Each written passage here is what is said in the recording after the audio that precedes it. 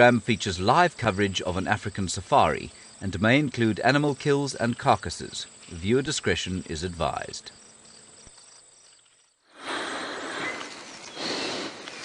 Good morning, and welcome to this your sunrise safari here, hopefully with some leopards. This is Safari Live. Ready.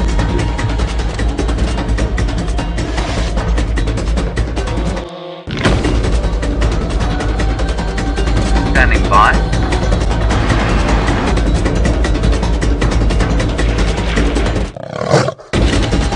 Five, 4, 3, 2, 1. You are live, you are live.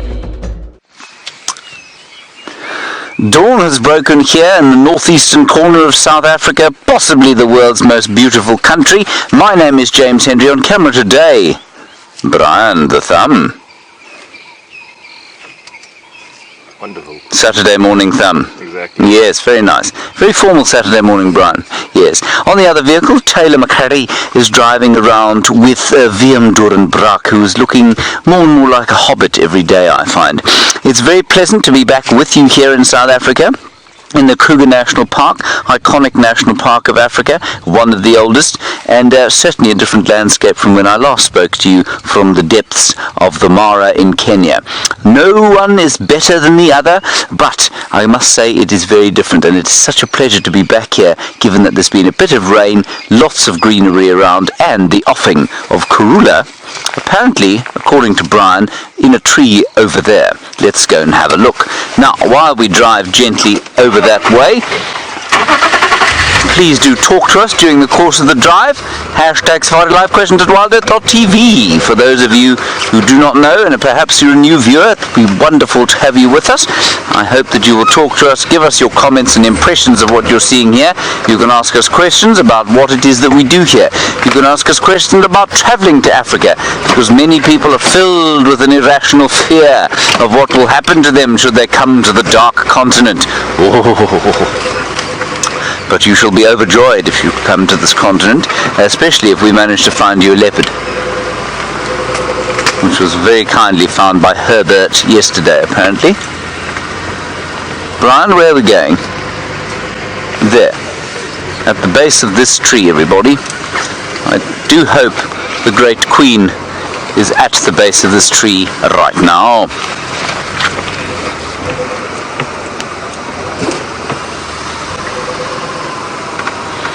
Hello James Richard, while we look for this leopard, you want to know if I can describe the smell of the landscape after the rain. I would say the greatest difference from when it hadn't rained is that there's a lack of dust in the air.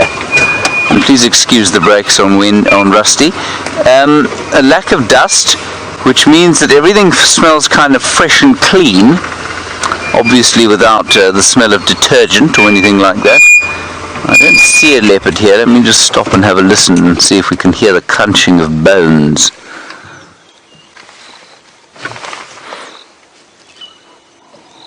No, I do not hear the crunching of bones. But it might be a little bit further up the drainage line, so we'll carry on doing that. So James, there's a slight smell of petrichor, but that's probably been washed away as well.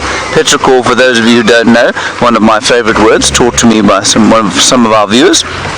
And that, of course, is this universal smell of the soil after rain.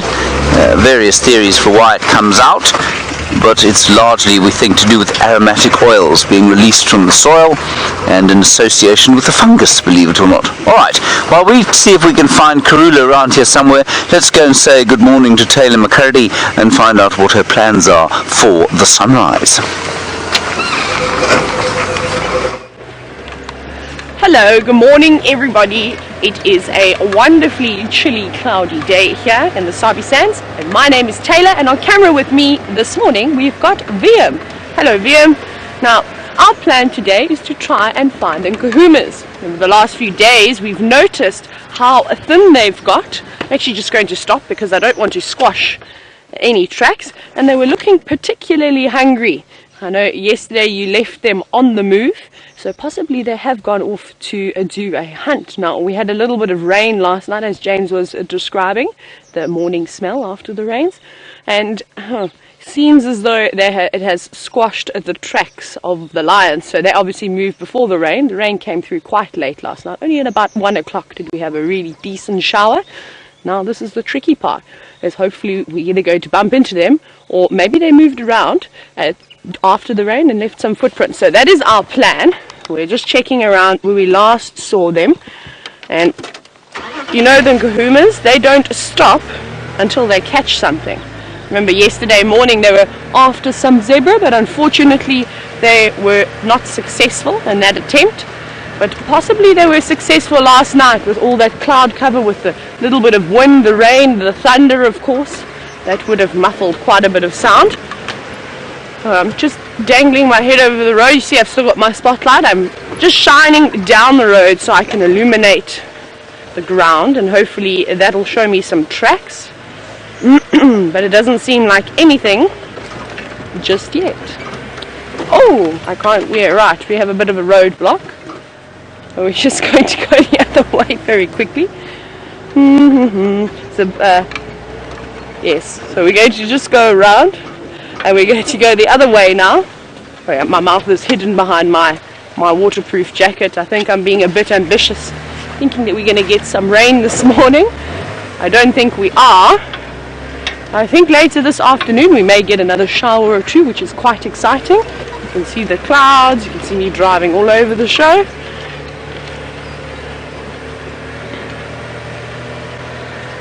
Right.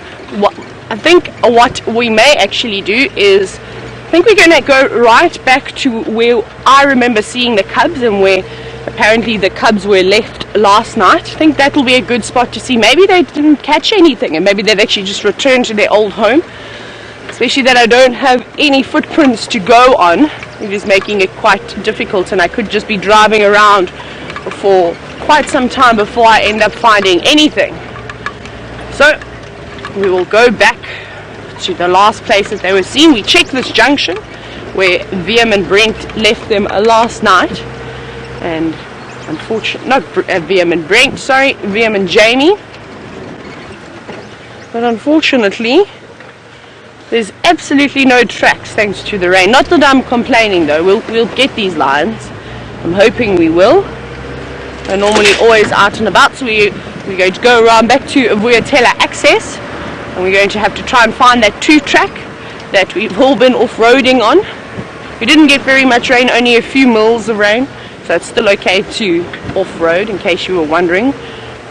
We don't normally off-road after 10 mils of rain. We try and give it 24 hours just to let the ground soak up all that lovely moisture, and to allow the ground to harden again. Imagine if you have quite a bit of rain, like 10 mils of rain, it's very silly to go driving off-road, as you're just going to leave a prominent 2-track going through the bush, and that's what we try to not avoid. That's what we try to avoid, sorry. But I think those few drops, it's going to be exciting. I think it's going to give the grass a little bit of sustenance and be able to keep it going again, and let it grow a few more inches. Right, I'm trying to go around as quick as I can so we don't waste any time. I suppose I can put that down because I've checked this road already. Over we go. Now it's getting quite chilly. The clouds have started to move. It was very warm this morning when I woke up. And they seem to be lifting up slightly. That's why I said to you, I don't think we're going to get too much rain. Right, while I carry on, and I am going to have to go through some treacherous bush, let's go back to the Mara man himself and see how his Karula search is going.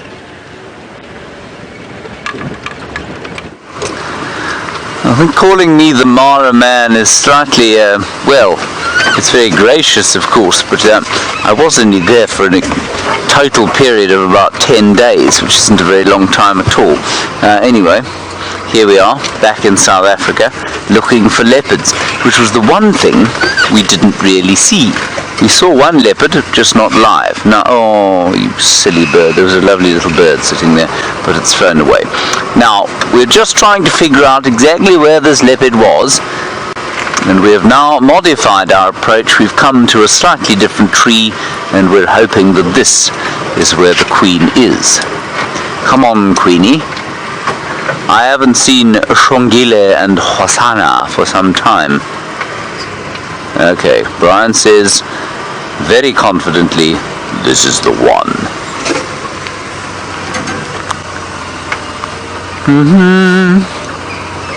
So we're looking for the unfortunately hapless draped corpse of a duiker,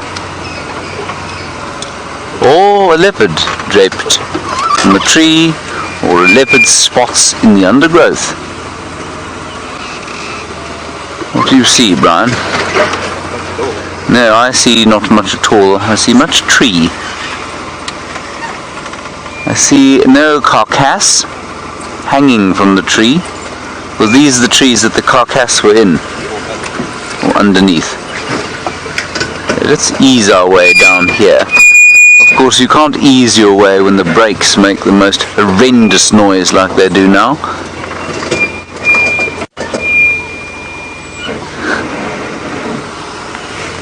And thank you all for your very kind welcome backs. It's nice to be back, I must say.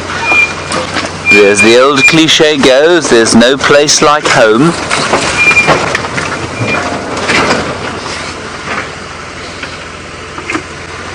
Oh, come on, don't let me down, Queenie. I have missed you very deeply.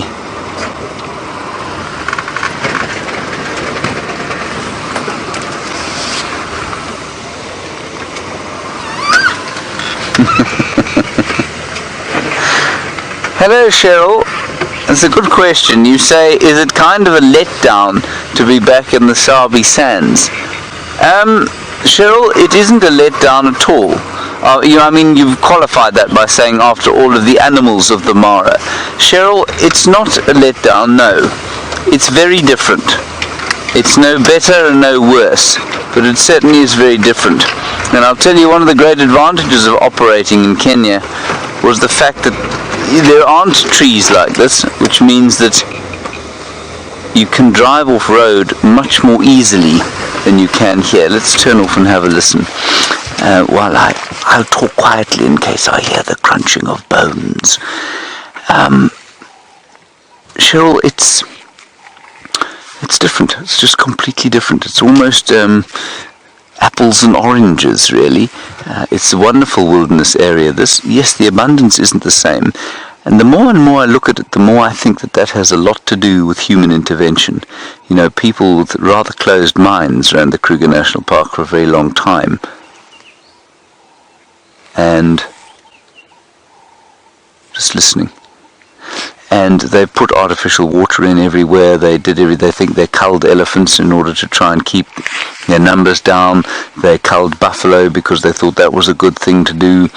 Whereas those big East African ecosystems, which are actually no bigger than this, in fact they're smaller in some respects than the Greater Limpopo Transfrontier Park, of which the Kruger is part, there's been so little human interaction there and so little interference. And I think that's one of the reasons they have so many more animals. The other reason is, of course, that they have much more recent volcanic activity. That means the soil is much more fertile and the grasses are therefore that much more nutritious and can support that much more in the way of animal life. I don't think this leopard is here anymore. She and her babies have absconded. How very sad, Brian. Yes.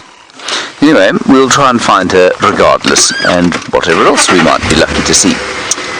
The other thing, Cheryl, is that I think the abundance of animals there is slightly exaggerated by the fact that there aren't trees, which means that if you look to the left, there's a massive space, there are no trees, and so you're going to see an animal. Whereas here, of course, it's woodland. This is woodland, it's not grassland, it's not savanna, and that means, of course, that you're going to, eventually you're going to see trees rather than animals all the time. So So I think that carrying capacity, the number of animals there is exaggerated. Now, let's do a little foray along the drainage here. Thing is, after the rain, of course, is that her tracks will have been fair obliterated by the rain. We did have some rain last night, by the way. I keep forgetting, of course, that you don't all live right here. And there was a large storm, a very loud cannon crash of thunder at about 3 o'clock this morning, and that brought with it a little bit of rain. It didn't rain very heavily, but the storm was quite impressive. I'm just going to have a quick peer into the bushes here because we might be lucky. Hello Karen, you say you're so glad the Sabi sand is getting more rain. I am too. Just remember everybody that the rain here, as far as game viewing goes, is a mixed blessing. And as Brent has been saying, I don't know if he's been saying it to you, but he's certainly been saying it to the rest of us, that a drought, of course, is easy game viewing time, mainly because the water's concentrated, so animals are coming down to the water all the time, and also because there are no leaves, and very little in the way of thick bush, which means that the game viewing here at Djuma over the last little while has been rather spectacular, especially given that the lions have sort of been rather sedentary. They've kind of moved in to that area between Hyena Road and Gari Cutline, and that's because the buffalo there, some of the last grass that there is, now they're going to start spreading out. The lions will start to move, and so while the rain is a great blessing for us who are particularly fascinated by game viewing, I think things are going to be, well, we just need to appreciate that we've had a really good time of it. Alright, let's head across to Taylor, find out how her lion search is going. I'm going to give this area the once over, and we'll see if the queen doesn't pop out at some stage. So we just heard some zebra alarm calling. Now I did see quite a few zebra tracks coming. Sorry, I just want to check here. I see some zebra tracks again. So I saw some zebra tracks coming from where the lions were last seen, and now I heard some zebra alarm calling on quarantine. I'm just trying to find them. We're just scanning around here.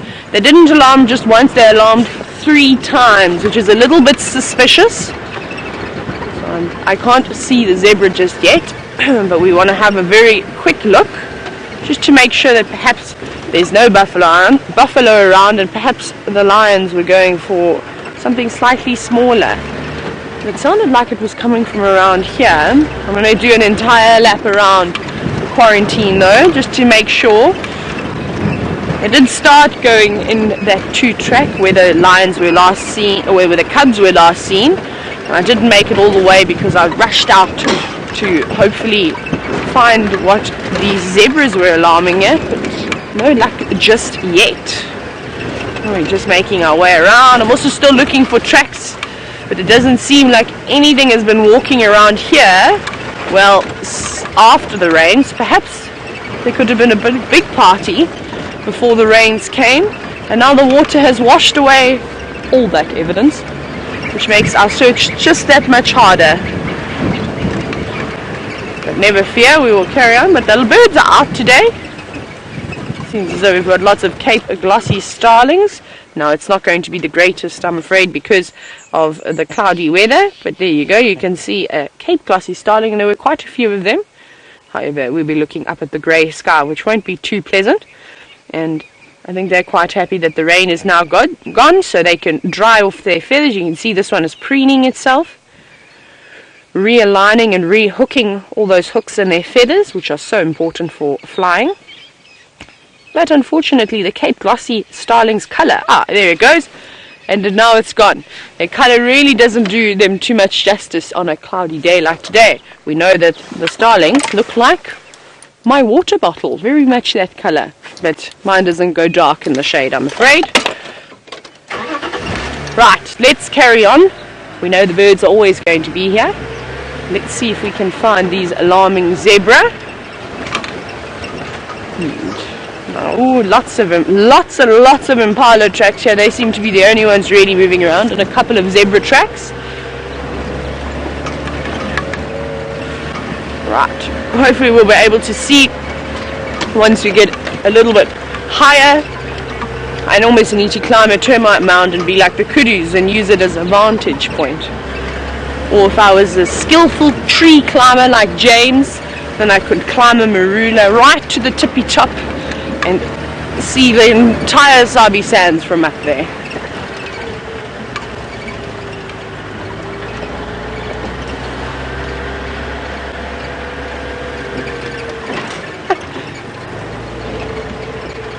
Good morning, Dina. I hope you're having a lovely day with us this far. And I know Dina said that there was a hyena on the camera, the dam cam, about 30 minutes ago. Now, Dina, I must tell you, I know exactly which hyena that is. Not one of the characters, I'm unsure. However, I did hear Geraldine this morning while I was having a shower screaming at the top of her lungs trying to chase a hyena out of camp. And I presume that was probably the same hyena. It was so exhausted after running away with Geraldine in hot pursuit that it needed to go and have a drink of water after that. I'll go and check. Unfortunately, there are some guests in camp still. They'll probably be out in the next few minutes, and then I'll be able to go and pop around and have a look, and maybe we'll be lucky to find that hyena. Haven't really been seeing too many around at the moment. They just seem to be coming in under the cover of the darkness and then leaving again. Okay, and I can't see any zebra here. I don't know where they are and where those alarms were coming from. Maybe they were still in the thick bushes. But I'm just going to go back to where I had the very fresh zebra tracks. Let's see over here. Just looking into the distance, I think I could possibly see a zebra, but it also might not be. I don't want to get too excited just yet, but there's definitely no zebra on quarantine, so I'm wondering where on earth those alarm calls were coming from. Quite bizarre. So they must be in the thick vegetation hiding away.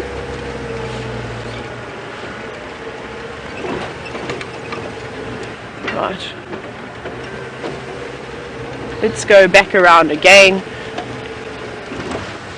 And it seems a little bit silly that I'm driving the same roads over and over and over again, but I know that all the guides will agree with me. Sometimes you can drive the same road 10 times, but on the 11th time you'll find what you're looking for. The animals move, and when they move through this thick vegetation, sometimes you don't see them, and it takes a few times before you can get up. But we've got some Impala up in front. We're going to have a quick look at them. Now, they've done a big loop. They've gone from where we were. We did a big loop on the most southwestern corner of quarantine clearing, and now they've come around over here. But now you're going to where the lions were, Impala. Oh, we've got lots of animals here. We've got a lovely herd of Impala, which you can see just there, walking away. And then I've got something even better than an Impala. I've got two really beautiful Inyala bulls. Let's see if they want to be seen. Impala, I know you're not going to go far because there's about 150,000 million of you. Look at that. How... No! Come back! I was just telling everybody how beautiful you are, and then you looked at us. You can see everybody's grooming themselves. Everyone's got a top wet coat this morning. Isn't that a lovely specimen? Now, these Inyala seem to be slightly nervous. They don't want to hang around and pose as nicely as they were when I first pulled up. Typical. But they might walk out in front of the road. I think they could maybe do that. Yes. We're going to get a lovely view of this Inyala. I take that back. It was just me being very impatient this morning. Look at those colours. I love those contrasting rust-coloured legs that they have. Beautiful. Now, he's not quite as big as the other male, so I can't wait for the other bull to walk through. Because he really is lovely. But look at those markings, almost look as if they were painted there. They're so perfectly positioned on his face. So nature, amazing how it is able to just pinpoint and put everything just in the right spot. Now here comes the really big bull. Now he's quite impressive. He's got a lovely set of horns on him. You can see his mane on the back just slightly standing up. And that's probably my favorite antelope to watch when they do... Oh, hang on. Sorry, I thought I heard some contact calling, but it's not.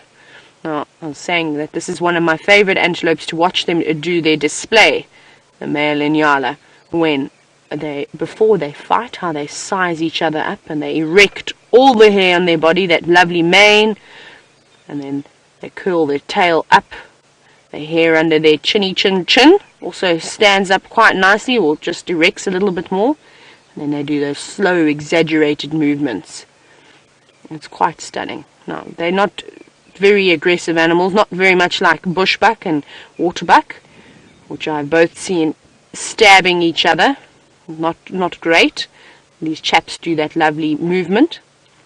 And then from there, they're quite placid. If one is much larger, then that one will win. I've only seen Inyala fighting once.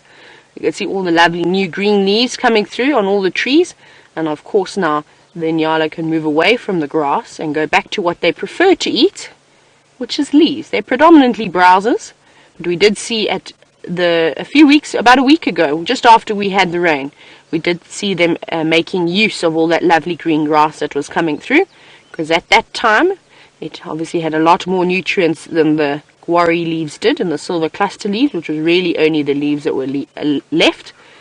But now they can move back to what they love, sort of like shopping day. The deliveries have come through.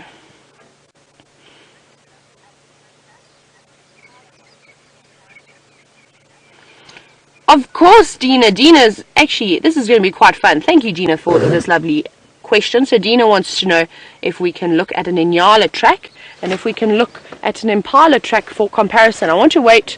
There's quite a few of Impala and things moving around, but let's go mark out a Inyala track very quickly, because we know we're going to find lots and lots of Impala tracks all around. Now, I'll tell you what we're going to look for. So an Inyala track is much larger than an Impala's. Something that we're looking for is we're also now looking at the width of the track. Let me find a really nice one. It should be good. Just trying to find a very clear one.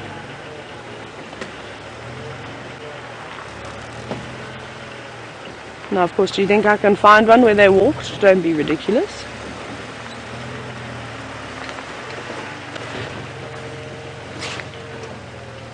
I can't see any of their tracks now. The sand is quite thick here.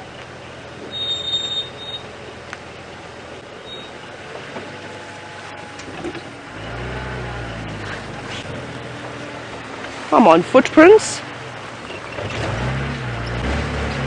The Wendy's also feeling much better this morning. Okay, I'm going to have to find you some nice Nyala tracks that have been imprinted in the very thick mud. So perhaps maybe at a dam.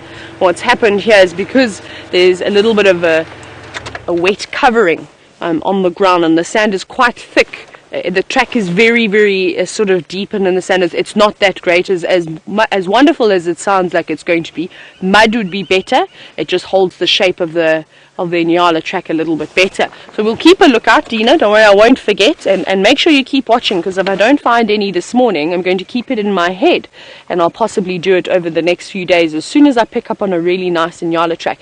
Maybe we'll even try and find a kudu track for you to just show you the common thing that the Tracholachus, so the spiraled horn antelope, foot structure has in comparison compared to something like an Impala. And that's always an easy way to try and work out which track is which, and then you obviously just go on to size, small, medium, large for the bushbuck, Inyala and kudu, and they're fairly similar. But unfortunately there are really no nice ones. There's lots of nice Impala tracks which I will definitely show you. I'll go back because I saw some nice ones.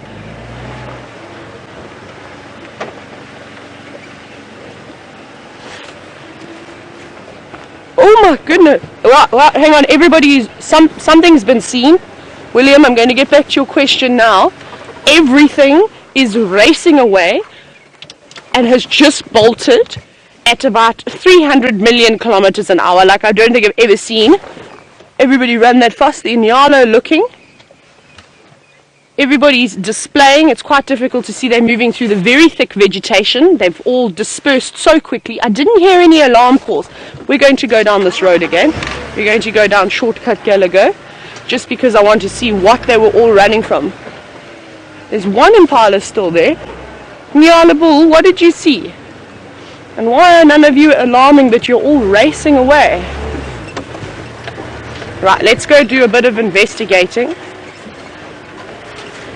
This is very exciting because this is obviously where we suspected that the lions were last. That happened so quickly. Literally, I just saw it out of the corner of my eye. They didn't give an alarm, they just were running, but away from something. Just going to take a very slow drive along here. Just keep an eye out. Actually, let's go first, let's go really slowly. Because we saw that group of Impala, they crossed, they didn't go far. They were just really poking their noses in over here. Well, they could have also just got a fright, I suppose. One of them could have panicked and started leaping away, and that could have just started a domino effect. Let's just poke our noses down the shortcut of Shortcut Gallagher.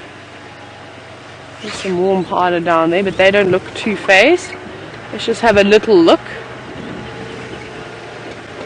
Because this is the direction that they all sort of mainly went, and then that's where they went running from. We got Impala. Oh, here comes a male. You can see him just through there, and you can see how panicked he is. See, ears. He looked to be breathing quite hard. Now I suspect they're not alarming though, which is bizarre, because normally for something like a leopard or a lion, they will alarm. For even hyenas, cheetah, they will alarm. Let's go around the corner. He's still looking very intentively in that direction. Now I can't go too close, I'm afraid, just because everybody is still not out on game drive. Just gonna check, see if I can see any tracks. There's no tracks just yet. He seems to have calmed down that Impala a little bit. Let's go on a little adventure and see what has frightened all of the antelope this morning.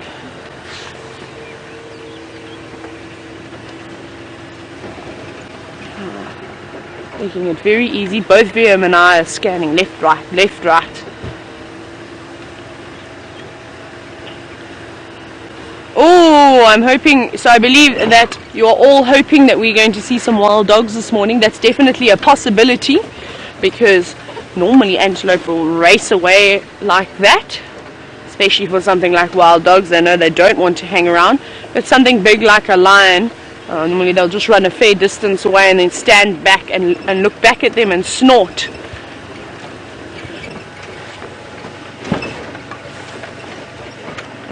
Can't see any footprints going over the top. Yeah, more Impala.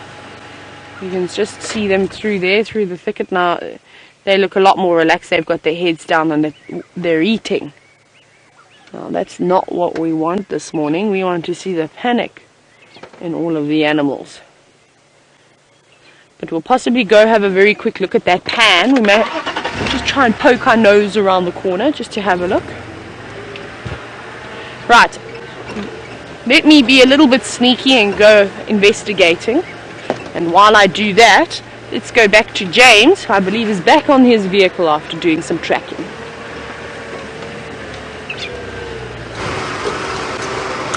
Again, very kind to describe what I was doing as tracking. I didn't find one track.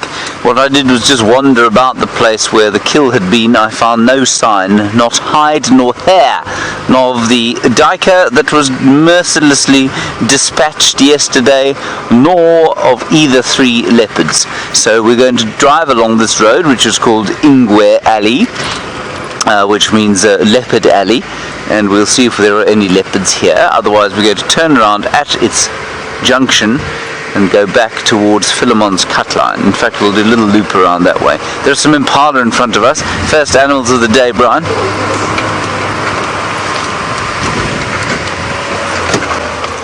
First, Brian, as our cup runneth over, the ring-necked dove, humble but peaceful bird, sitting on the road.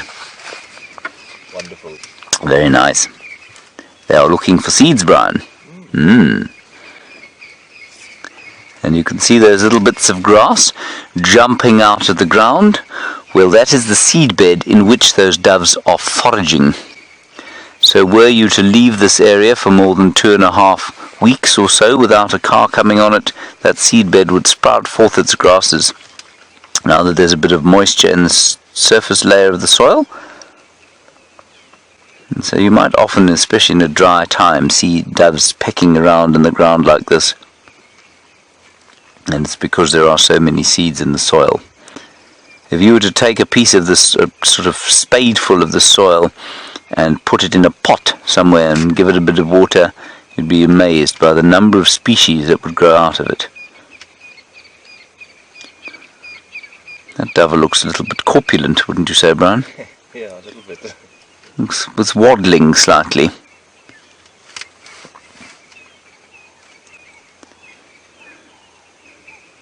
And its cousins singing all around us. Interrupted, of course, by the very loud and, well, metallic sound of the crested francolin. But certainly the bird song that much more enthusiastic, shall we say, since I was last here. But I do not hear the crunching of bones, nor the sawing of leopards, nor the Impala alarm calling. So let us continue, Brian.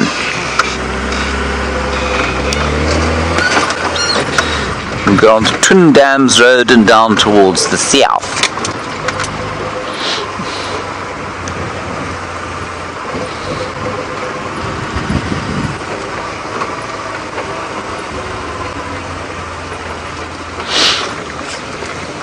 List, you say, even with a small bit of rain that we had, I'm just going to turn the game drive radio down, it's very loud in my ear. You say, will it make a difference to the grass, even the small amount of rain? Yes, it does make a difference. And the reason it makes a difference is because the grass roots, and especially the grass roots of the seeds that are going to sprout, must have water in the just in the top layer of the soil. That's where they get their water from. If there's no water there, then that won't happen. 3 millimeters is probably what we probably had a bit more than 3 millimeters. We may have had 5 or 6 millimeters last night, which is about 1/4 of an inch, and that will be enough to provide some impetus. But of course, remember, there is moisture already now in the subsoil because of the 32 mils that we had earlier. That Impala is wet. You can see the victim of more than 5 millimeters of rain, so maybe there were areas here where there was a bit more than that.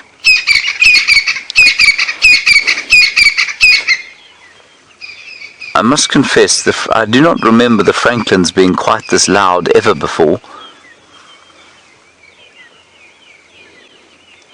A francolin call in the distance is a very pleasant morning sound. A francolin call next to your left ear, however, is a little bit like a small toddler hitting a pan with a wooden spoon right into your ear.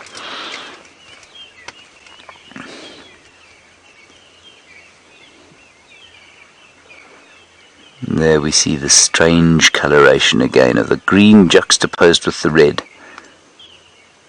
It makes you wonder how on earth they could be camouflaged. And as we remember, thanks to Brian, we know that the predators will not see the same contrast that you're seeing there.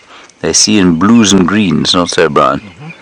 And therefore that red will be fairly well hidden. As it is now. You see that, Brian? It disappeared completely. Invisible, disappearing David Copperfield in Impala. Right, let's carry on.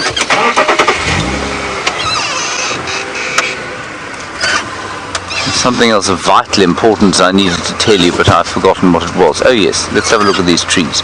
So this is the Gymnosporia buxifolia, which is the second most wonderful tree name to say. Gymnosporia buxifolia.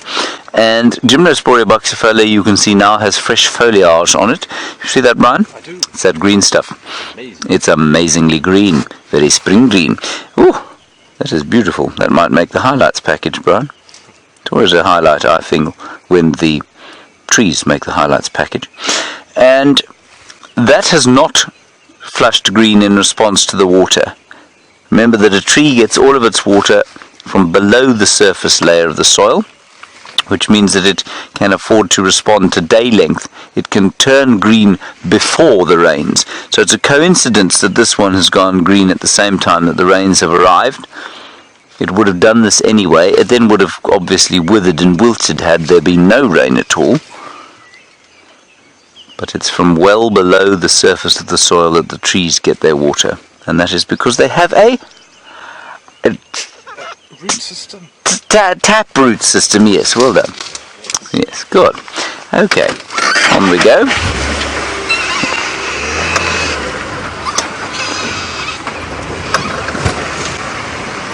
Right, mercifully, we don't have to stare at greenery for too much longer. This is because Taylor McCurdy has managed to find a long-nosed pachyderm.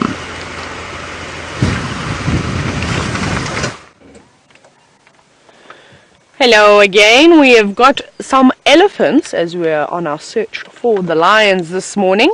Now, they seem to be moving off into a drainage, so I'm hoping we're going to get another shot of them. But isn't it quite spectacular, as James has pointed out, all this lovely green foliage that is coming through at the moment, and complements, I think, the elephants quite nicely. A little splash of colour to their dull brown grey colour that they normally wear.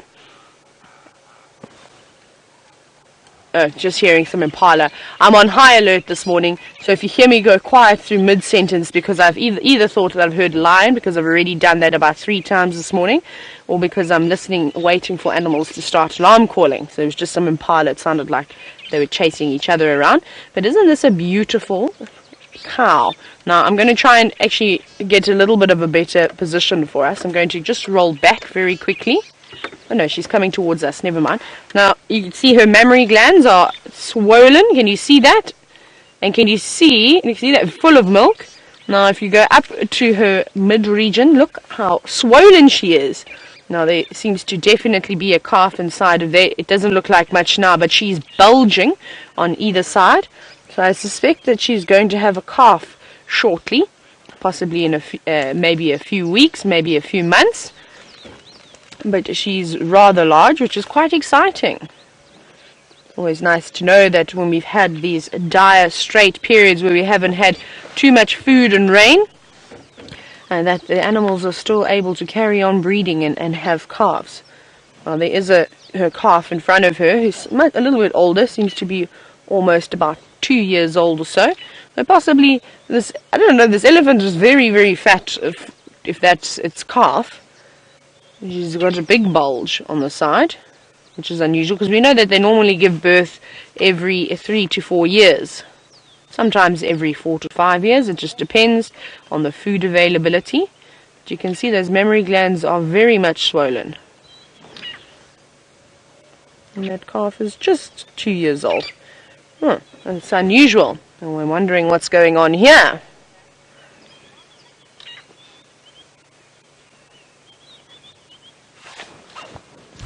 Now we're looking at this elephant and she's so relaxed with us. She's probably only about 20 meters away. And I've actually pulled off the road for her, hoping she was going to walk past. And I know Peter was wondering why the elephants aren't as relaxed with the vehicles as the cats are. Now, it's bizarre. But the cats, especially the lions, the leopards can be a little bit wary at times. However, I need to very quickly keep up with this elephant. I'm going to reverse. Actually, I think we need to turn around, actually. Let's turn around because they're going to pop out. Oh no, we've got space. I thought she was going to come back out onto the road. So, the cats are very easy to habituate. Like I said, lions a little bit more. It's okay, big girl. Lions more so. It's okay, lovely. We're just coming to watch you, beautiful. She seems to be a little bit stressed. It's okay. You are beautiful. She's got her ears flared at me, but I am talking to her. Hey! Come, stop it now. What's wrong? I'm going to move out of this female's way. She seems to be a little bit stressed. Possibly it is because just watching her. I'm going to leave my vehicle running. I'm going to see if she does relax. Sorry, I'll get back to your question now. I have got the engine running because Wendy's now decided she doesn't want to start as nicely as she was starting this morning. Okay, that elephant seems to have relaxed quite nice. Now I'm not going to go too much closer to her. We're going to just leave her alone. We'll have a look at these others that are coming through. That you seem to be a bit more relaxed. I am just looking over my shoulder. It's okay, big girl. Now she's calmed down completely. She's eating and she's moving away. She's slightly stressed. So it's amazing how...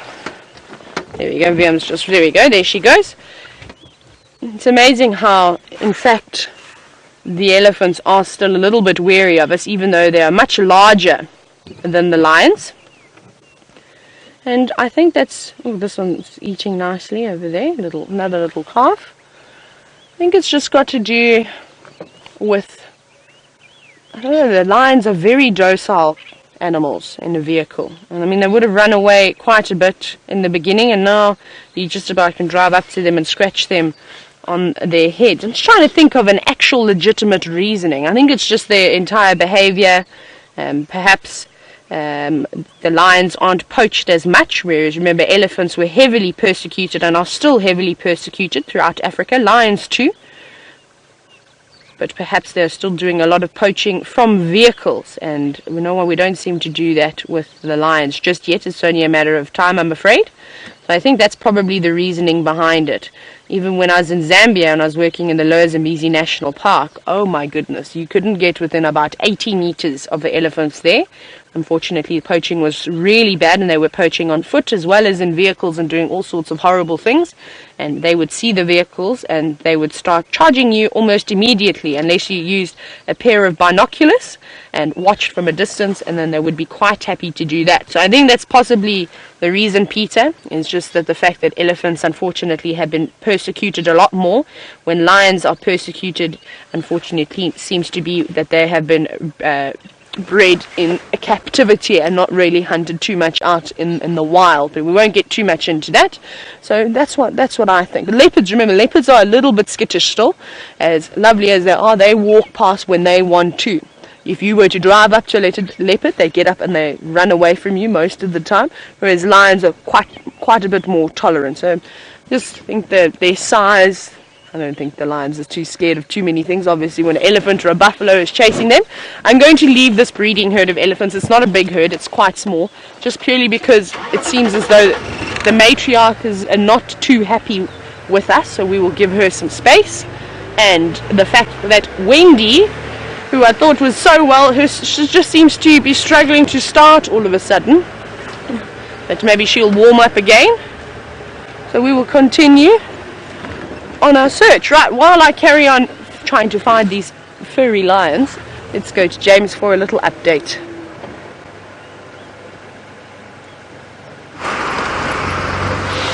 No update here on the leopards, everybody, so we're just kind of going to go for a nice little drive now, I think. We might be lucky. There are further Impala over there, Brian. Do you see them there?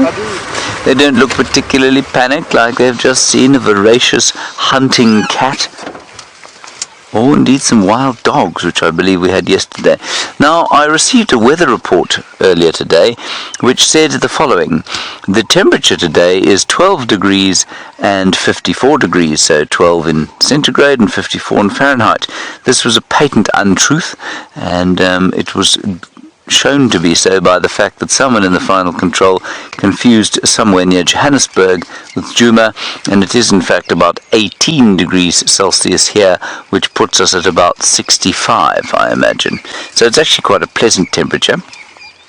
And look, if you look at that ewe that we are observing now, she is starting to show signs, Brian, of what? Of pregnancy. She is pregnant, and she will hopefully produce a lamb not too long from now. Well, probably about 2 months, 6 weeks from now. Today, of course, is the first of the most important month of the year, Brian. Did you know that October was the most important month of the year? I didn't. Well, there you are. Why is it the most important month, Brian? It is your birthday. It's my birthday month, that is correct, everybody. So you may now start considering what it is you wish to buy me for my birthday.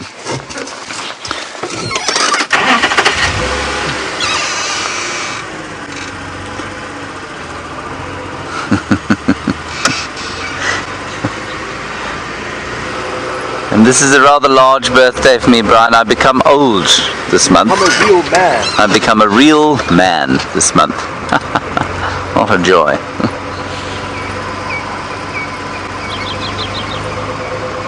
I've heard a bird, and I'm quite keen to see what bird it is, because I don't recognize the call.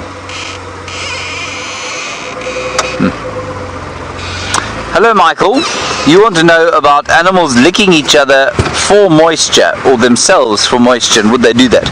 Yes, they would, to a certain extent, I imagine, and they don't do it particularly here, because obviously now that we've had some water, there's quite a lot of standing water, and I've seen a few pans, or little sort of clay hollows, that are full of water now, and we're going down to Treehouse Dam to see if the great construction has managed to hold a vast amount of saleable water. By saleable, I mean, water large enough to put a boat on.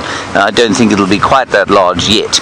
But Michael, for me, one of the most fascinating things to learn about and to read about is how desert animals adapt to trying to get water. And there's one specific one, or there are a suite of them in Namibia, and tenebrionid beetles. And what they do is, the Namibian ones, is every morning the mist rolls in off the Atlantic, because it meets this very cold water, and the air coming off it meets the very hot desert air of the Namibian west coast, and it creates this mist.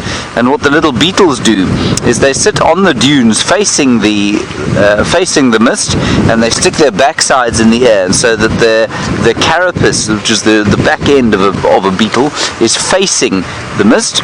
And what happens is the mist condenses on the top of the carapace.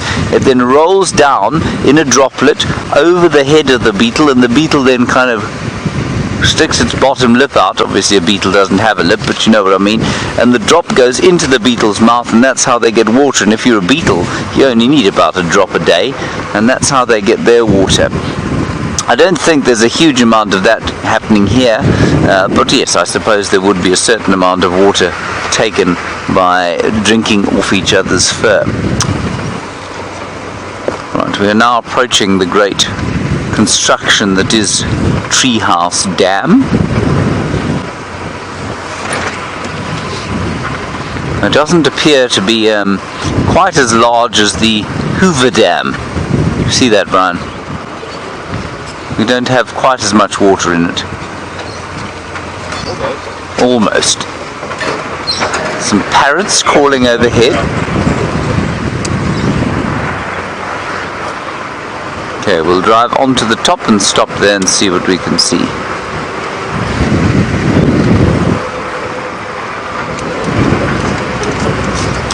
No fishes yet, I'm sure. But if there's water standing here for long enough, eventually the catfish will arrive. As may the tilapia.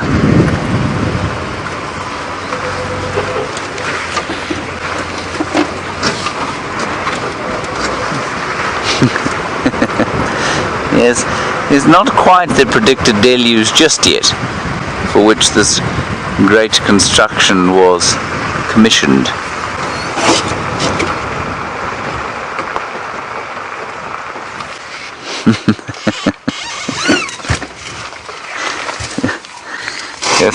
Kirsten in the final control, of course, is more sardonic than I am, and she says, very scenic. Yes, well, it isn't quite as scenic as it might be yet, but when it fills up, this dam will be very scenic indeed, especially, Brian, when we are on our little sailboat doing boating safaris. That will be fun, won't it? It will be. Can't wait. Do you get seasick, Brian? I have been once before. You have been once before. I was very young on the sea. Ah. Didn't have my sea legs yet. No, quite. And long legs they are. I, of course, have been seasick on a place called Jozini Dam, which, as its name might suggest, is in fact a dam. I should be okay on Treehouse Dam, though. Oh. Yes. Well, I'm not sure, but we'll see. We'll let it fill up a bit. Right, Taylor has managed to find more animals, so you don't need to listen to Brian and I talking rubbish any longer. We'll continue our search around this way, go and have a look what she's found.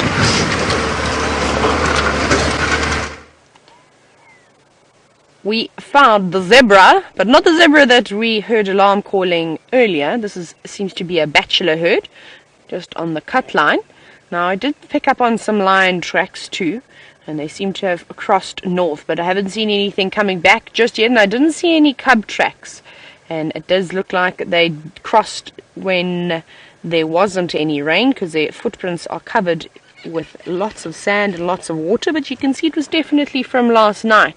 But we're going to keep searching the area, and perhaps they did come back. And also, I've been commenting over the last few days, how we seem to just be seeing bachelor herds of zebra around at the moment. I haven't seen a foal in quite some days now. It's just the boys out and about. You can see them all, a lot of the animals.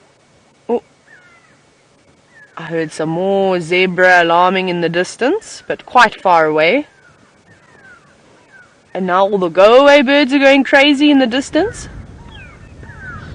I think we're going to have to move, Vim? Okay, we're going to have to leave the zebra, because I can hear lots of go-away birds and all sorts of things shouting just down below us. Let's go and investigate. Now, the go-away birds could be alarming for lots of different things. They could be alarming for snakes, they could be alarming for bird of prey, but I did hear zebra in conjunction with that. The go-away birds do sound slightly closer. Hello, Impala. A few Impala racing away from us. I just want to go down.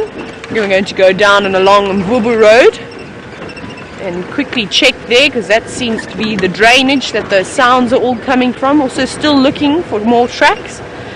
But at the moment it seems like the animals are just taunting us. I just want to listen again.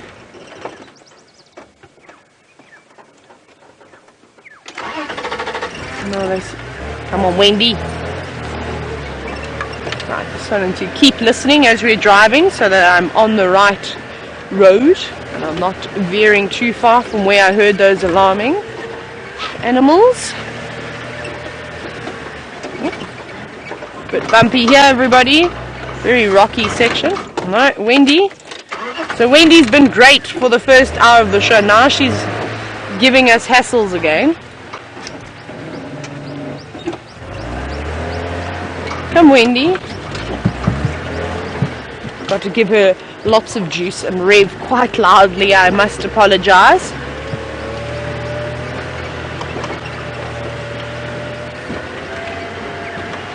Having a little look around here.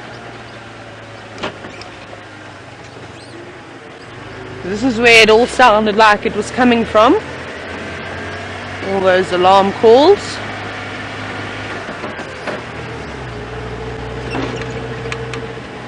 If I can see all the go-away birds. Let's show you the go-away birds that are shouting like maniacs.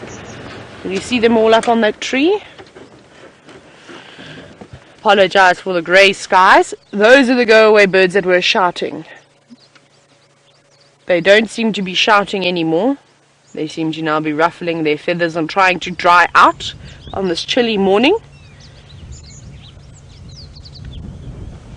Just going to take a moment very quickly. I just want to listen.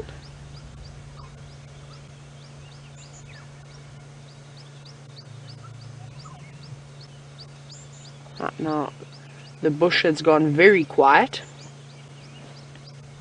Nobody seems to be talking too much. So I think everybody is just playing games. It's like they've all told each other, right, when you see Taylor today, alarm and tease her and get her all excited in the hope to find those lions. They're not being very kind to me today, but we'll carry on down Mvubu Road. Let's go check. They love this drainage, and then we'll go on to Central and we'll go up Gowrie Cut Line, and then we'll weave down Hyena Road. We're just going to go up and down and check their favourite spots. Maybe they have come back. They could have also just popped across the road and then looped back along again. Like I said, the rain has covered their tracks quite a bit. Oh, what did you see? What did you see? Oh, no, don't. Oh, there's two. Hang on, they've stopped again. Can you see them there? Oh, wow, look at that. We've got two Commandacre. We've got a male and a female. The male on the right, well spotted VM. And the female on the left. Now, they're obviously feeling quite amorous at the moment. Normally we don't see them together because they both mark and defend territories, these tiny little antelope, the common duiker. But they come together, obviously, when they are ready to mate. And how was that camouflage? Isn't that quite spectacular? You can see they're all wet and miserable, though. They don't look too happy. Wagging the tail quite a bit there. Maybe there's a few little midges and things that are bothering her, and off she goes into the distance. And I think he's disappeared too. Well spotted, VM.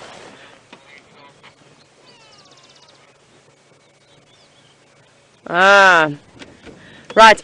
I need to have a good chat on the radio with all the other guides that are out there. Let's head to Mr.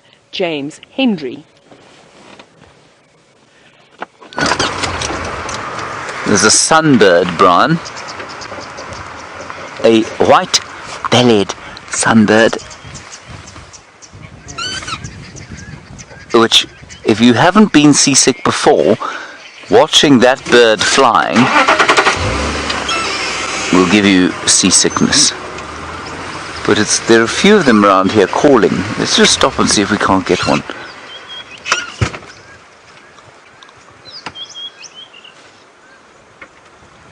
Now they've stopped calling as the wind has started to blow. It's a very ominous day, isn't it, Brian? It is. So ominous. Just tell you what else I can hear, other than the wind. We can hear, of course, the sunbirds. The chip, chip, chip, chip, chip, chip, chip, chip, chip, chip. Did you like that, Brian? Chip, chip, chip, chip, chip, chip, chip, chip. Then there's a scimitar in the background.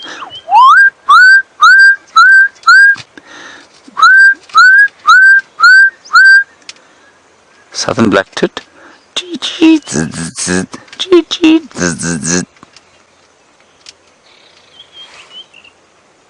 A robin.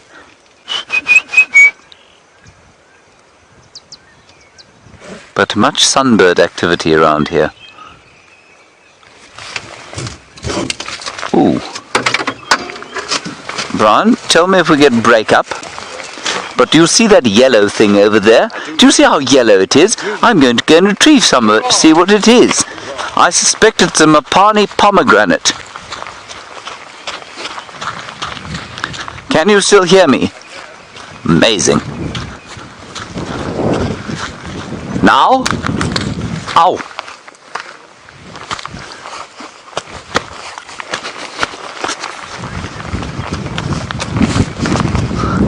And now? Good grief. Everyone, I think this is a Mapani pomegranate. The name, of course, you can still hear me. Good grief. I've forgotten its Latin name, though. Pomegranate. By the time I get back to the vehicle, I expect that you will all have the Latin name and you will tell me. It's beautiful. Still hear me? Mapani pomegranate. Let me see if I can remember it before I get back there. Something Zambeziacum, I think.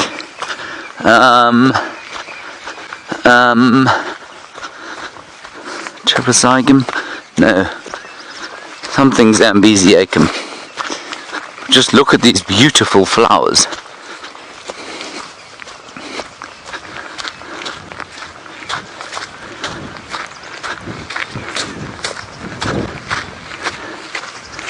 Is that not magnificent? Hey? That is the Mopani pomegranate. It doesn't make a fruit that you can eat. But I just think that is beautiful.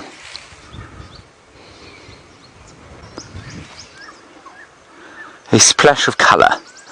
There are going to be many, many splashes of colour, of course, over the next little while, as we head towards the summer. I shall keep this, take it to camp. Has anybody come up with the Latin name yet, Brian? No. Oh no. Such a letdown. There we go.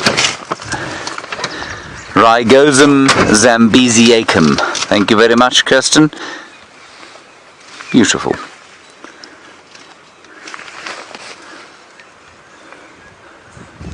Otherwise, just a wind blowing here, nothing in the way of leopards. I think that's really special. Let me just, while we're looking at it like this, there are the anthers. They produce the pollen, and then inside there will be the stylus. No, there it is. In fact, I can see it. That there, see that there? That's it there. That's the female part, and that of course will catch the pollen, probably not from the same flower. I think that might be why it sticks up above the same flower, and it will catch pollen from other flowers, and that's how it will breed. The pollen will go down into the bottom there where the ovum is and the egg, and that's where the fertilization will take place, and then a little fruit will form. Not something that we can eat, I don't think. It might be slightly pomegranate looking, and then a new potential Rhizogum or Rygosum zambeziacum will be formed. I don't know what pollinates them. I'm going to suspect an insect, and I think that because of that purple lining you can see underneath the anthers, that will reflect ultraviolet, and that will pull in a whole lot of insects. Quickly, Jeffrey, you wanted to know, has the sausage tree flowered? It has not flowered. I'll tell you more about that now. Let's go across to Taylor. She's got some dancing birds. This is quite amazing. We're watching a pair of Burchell Starlings. Look at them here, and it looks like they're doing a little bit of a display, doesn't it? It's quite interesting. Now, unfortunately, there's not too much difference between... Oh, well, one goes. I presume the other one's off as well. We've got a third contender. Well, there's not too much difference between the males and females, unfortunately. I suspect the ones we were watching could have been two males, maybe competing. And off that one goes, just sitting there. Off they go. That was quite interesting. It was a very quick little glimpse of a breeding display of some Burchell Starlings. Now we've come to the Gowrie Dam. We're just having a look here. Oh, right. While I carry on looking around here, let's go to James, who's found his spotted cat.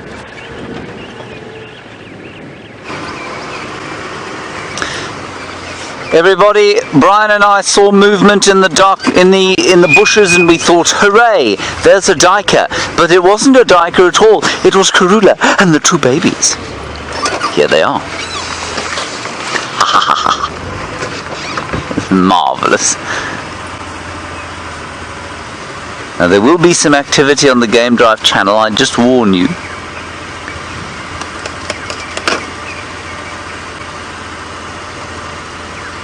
Oh look, they've got so big.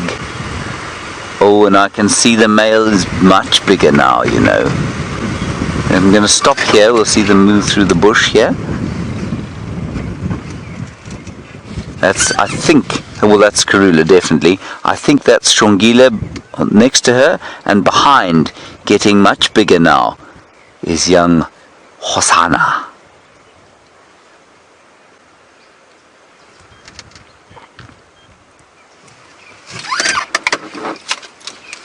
Now, I don't know if they're going to go into this rather thick block. It looks like they might just keep walking along here. Look how perfect their colour still is. Yeah, look how stocky he's got. By stocky I mean sort of muscly, if you like. Oh look. That's too wonderful. Hi guys, did you miss me? Not at all, I'm sure, but anyway, I missed you. She doesn't look that fat. She seems to be eating very well apparently, but she doesn't look that fat. Well, she's the queen. It wouldn't do to have the queen wandering about like a blimp, would it, Brian?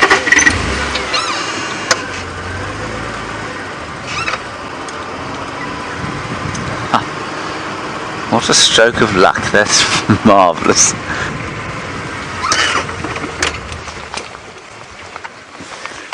They're walking past the Mapani pomegranate. It's quite lucky they didn't step into me.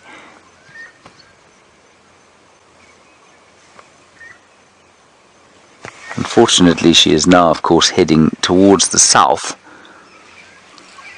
And the south is where we don't want her to go. Oh, how very special.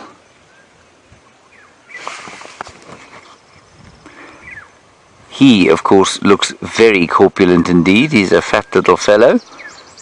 He's getting very muscly indeed.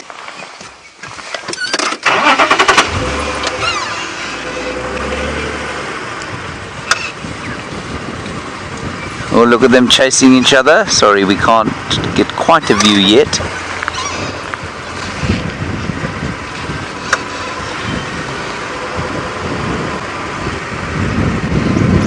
We'll just go through. There's a bit of a clearing up ahead here, which hopefully they'll come into.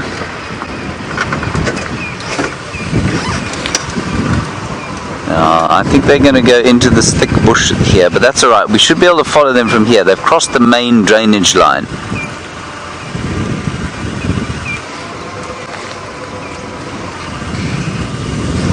Let's just wait here. We'll let her walk there.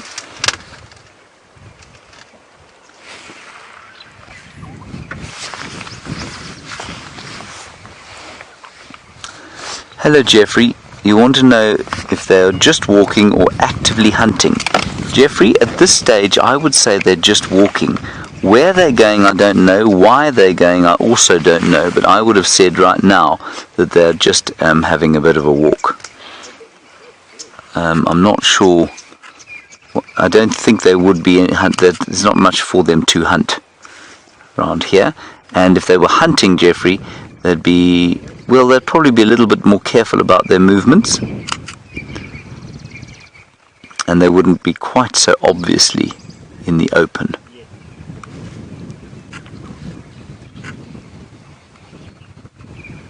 There is the queen watching after her babies. Isn't that wonderful?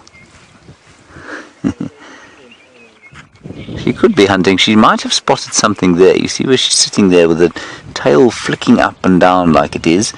She's basically giving a little bit of a surrender to the birds around the place. And of course now, with this beautiful light, she just makes the most perfect picture, doesn't she?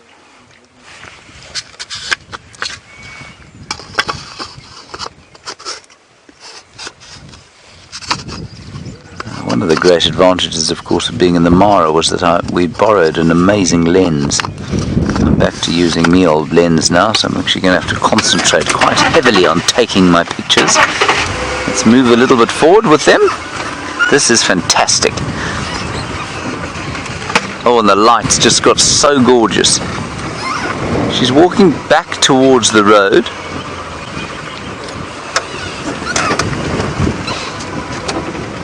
What I don't want to do is get into a situation where we're only going behind them if they're going parallel with the road, so I just kind of want to give them a small opportunity to show us the direction they're going. I might give her the queen these flowers, Brian. Yes. Do you think she'll like them? Who wouldn't? Exactly. Yeah, she's still moving parallel with the road, but it's getting quite thick in here. Ephraim is going to go along the road and see if he can't keep up there. But I'll tell you what's interesting, Jeffrey. I say that they're not probably actively hunting, but they aren't moving on the road. And Karula does move on roads when she's just moving from one place to another, so yeah, they could be looking for something through here, you know. The fact that there was absolutely nothing left of the duiker that they had yesterday tells me that perhaps there was a little bit of hyena activity in the area, and maybe they're still a little bit peckish.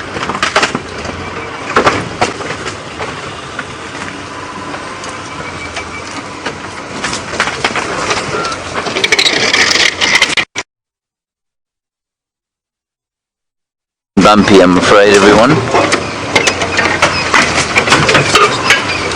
That is the way of things out here in the woodlands, especially after a drought, where the elephants have made a fairly horrendous mess. They've gone straight back towards the road, so we didn't need to make all the crunchy.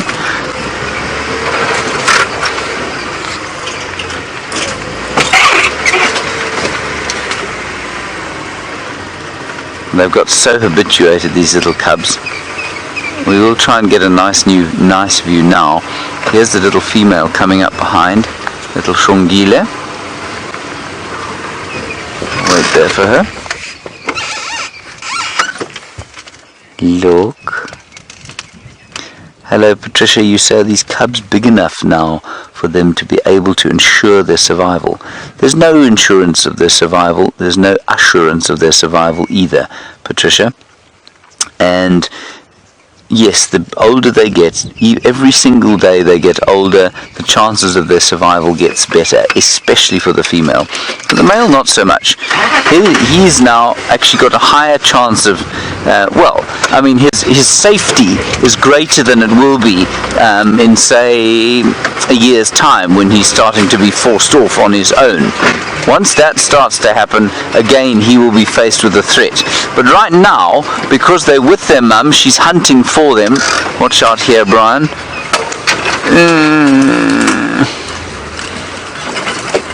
We should be right. Because mum's hunting for him and looking after him, and he's not exhibiting any kind of territorial behavior. I mean, obviously he hasn't hit puberty yet. And what that means is that, I've lost them now.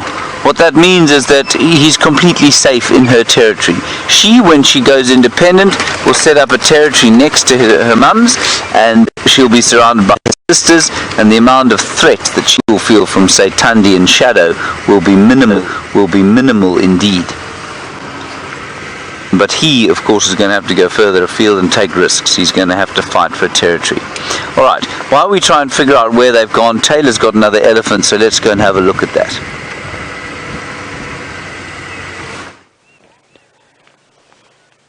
That's all we seem to be finding this morning, is lots and lots of elephants. There's quite a big breeding herd that's spread out over this drainage line. We're now on Hyena Road. Like I said, we're bobbing and weaving. And just a quick update before I get into these elephants. I came up a Gowrie cut line and I saw those hyena tracks that were very fresh, possibly from the same hyena that was seen chasing Geraldine away, or Geraldine was chasing the hyena away, and then the same one that was seen at the dam. But it did cross out of our traverse, however, and another ranger confirmed that those lines definitely did cross north, as I suspected, and as their tracks obviously told us. So that's no good for us. Now there is an elephant hiding behind there. It's amazing how just a thin layer of trees can completely hide the elephants. Look at that, you can just see them spotted everywhere. Well, that's very far away, but they seem to be feeding in our direction. But we all know that elephants take their time. There's absolutely no racing. But I go. Excuse me, sorry. I did a big sneeze. I chased that elephant away. That elephant obviously didn't like my sneeze very much. Went racing off. Sorry, elephant. I didn't mean to scare you. You know, you can't hold back a sneeze. But let's go forward again. They're now moving a little bit further south. Maybe we will catch them up ahead. I think we will. Turn that radio down a little bit. Right. Elephants, come out, wherever you are. Everybody's hiding away. They're in some very thick vegetation. We're going to get some seriously, maybe you can see the rump of one disappearing up in the distance. Now, we've all been complaining about how dry it is and that there's nothing around. And when are we going to get rain? Now that we've had rain and everything is starting to flourish again, this is what's going to happen. Is it's going to start to make it quite difficult for us to see the animals unless they're in the open plains or on the roads where it's nice and clear. But we will make do. As long as the animals are happy, we definitely seen an improvement. Barring the elephant we had this morning, the elephants seem to be a lot more relaxed now, which is very nice. I think the fact that they've got all this lovely lush vegetation to eat is calming them a bit. They're not so stressed. There's quite a bit of water that is filled up nicely in all of the pans now, so they're very happy about that. But let's carry on, because I don't know if we're going to get another view of these elephants. Perhaps there's more. Now, I've seen elephants on this side and I've seen elephants on the other side too. Maybe we'll get to a point where we can see them again. But for now, the bushes are just too thick along this drainage. Now this is getting scary now to start walking again. In winter it's nice because you can walk just about anywhere you like, especially when you're trekking because it's so open. Oh, we've got some white-crested helmet shrikes. Let's see if they're going to stay there. There we go. There's a white-crested helmet shrike for you. They're funny looking birds. Now they are gregarious. The rest of the flock is all over. Oh, and off they go. Well, that must have been my cue to send you back over to James and Karula and her cubs.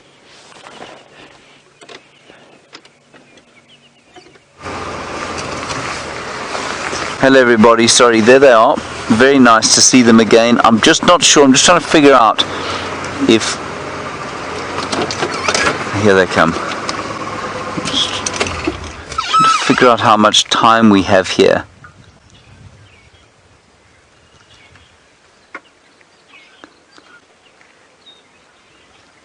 She's still moving, he is not. There we go. They're moving through the bush here.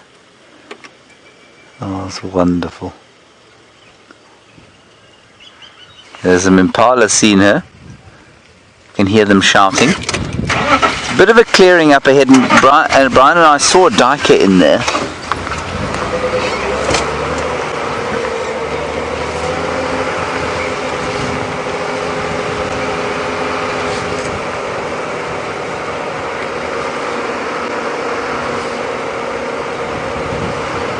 Hello Michael, you're wondering why it is that Karula is not quite as fat as her offspring. Is it because the duiker wasn't sufficient to feed them? No, I think the duiker was sufficient. Well, I mean, what is sufficient? They could always eat a bit more. I'm sure she's giving them a little bit more than she perhaps eats, but also they're just that squat shape. They're kind of, that's the shape that they are, and so they will get slightly fatter than she. You see them, Brian? Yeah. Are we in the right place? Yeah. But I think they're moving further in. Should I move in a little bit?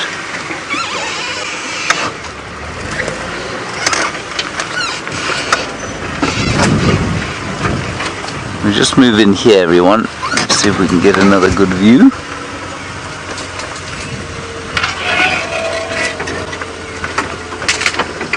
And you can see them, Brian. Wait here? Brian says, wait here, everybody. Ah, there they are. Beautiful. Well done, Bebop.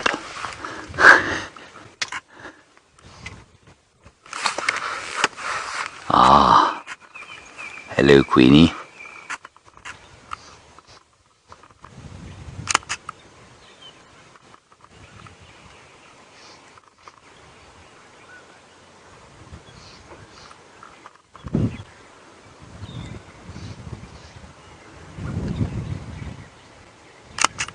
Hello Emma, all the way from Brisbane, Australia.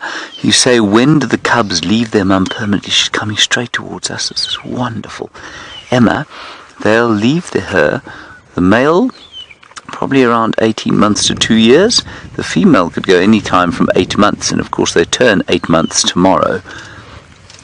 But it's unlikely that it would be that early. Normally sort of 14 to 15 months the females will go away from their mum. Can be up to 2 years.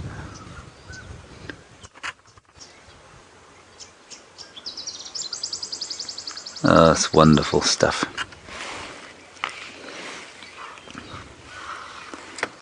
Isn't she beautiful?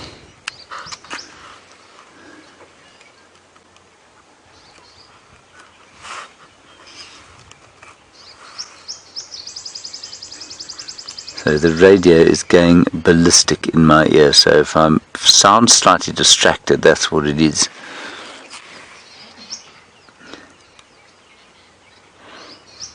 I think they're going to probably cross to the south, but who knows? The babies, especially the young male, who I think is slightly golder than Shongile. I think Hosana is slightly golder than Shongile.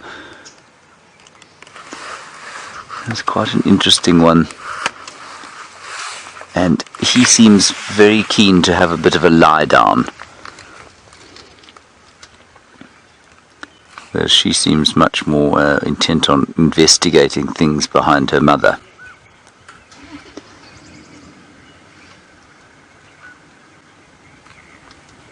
Shamsan, you want to know what the chances of Shongile's traverse area, Shongile's territory being within our traverse area are.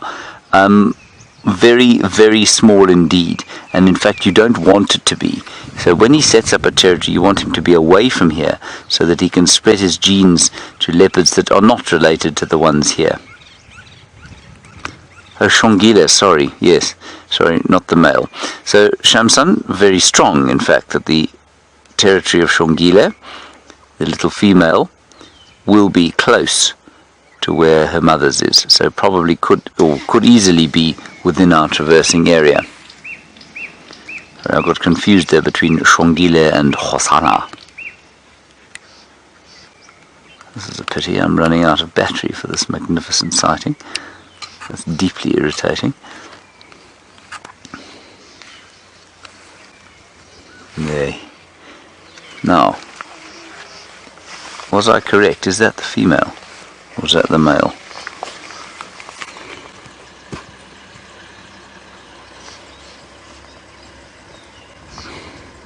No, I was wrong. That's the male. She's with Hosana there. Unless I'm much mistaken. 3 on this side. And 3 on the other. And I'm just looking at the other one.